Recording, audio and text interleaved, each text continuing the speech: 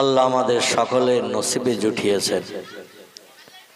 আবার একটি বছর অতিবাহিত না হওয়া পর্যন্ত এই মাসের কোনো নাম নিশানা গন্ধ আমরা পাব না। যে মাসটির আরবি নাম হলো শাবান মাস। কি মাস বললাম?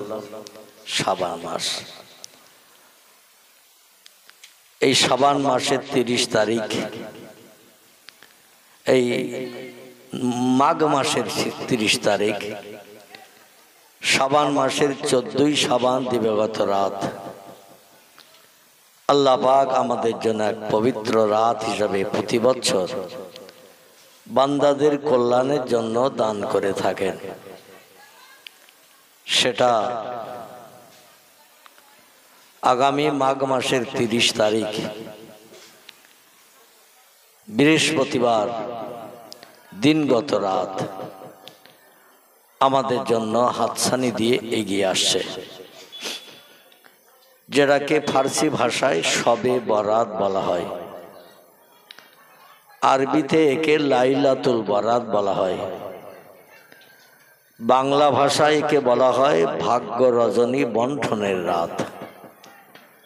আল্লাহ বান্দাদের ভাগ্য পরিবর্তন করান, তকদিরও পরিবর্তন করান, বিপদ মুসিবত থেকে নিষ্কৃতি দান করেন, বান্দাদের মনস্কামনা আশা আকাঙ্ক্ষা পূর্ণ করে বান্দাদের মুখে আল্লাহ হাসি ফুটান।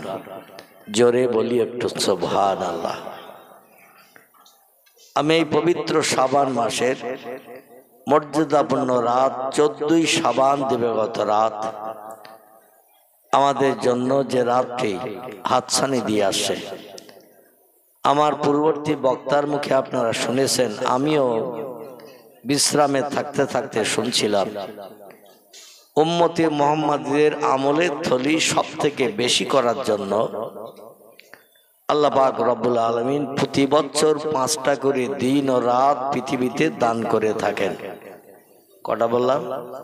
5টা করে রাত ও দিন প্রতি বছর আল্লাহ পাক উম্মতে মুহাম্মাদের আমল নামার থলি বেশি ভারী করার জন্য দান করে থাকেন। এর ভিতরে একটি রাতের হাদিস শরীফের নাম এসেছে পবিত্র রজব মাসের 1ম তারিখের রাত ও দিন। 2 নম্বর হলো 14ই শাবান দিনগত রাত ও 15 তারিখের দিন। 3 নম্বর হলো রমজান মাসের 26 তারিখের দিনগত রাত, 27 তারিখের দিন। 4 নম্বর হলো পবিত্র শাওয়াল মাসের 1ম তারিখের রাত এবং 1ম তারিখের দিন।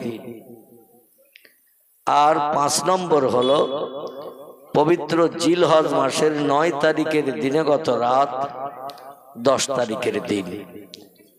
এই 5টা রাত ও দিন আল্লাহ আমাদের দোয়া কবুলের জন্য, আমল নামার থলি বেশি করে পূর্ণ করার জন্য, মনের মনোবাসনা পরিপূর্ণ করে জান্নাত হালাল বানানোর জন্য পৃথিবীতে দান করেছেন।